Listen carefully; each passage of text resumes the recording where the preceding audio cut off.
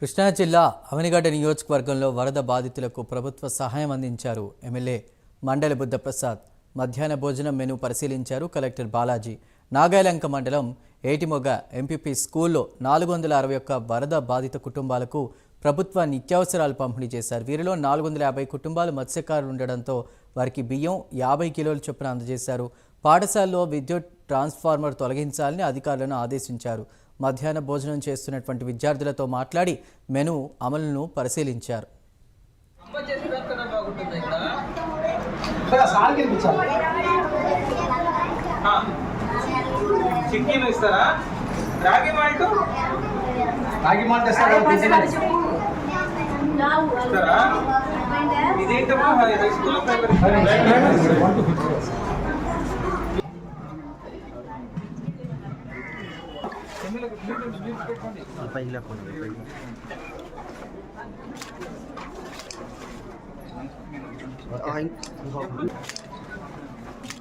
Okay, thank you, sir.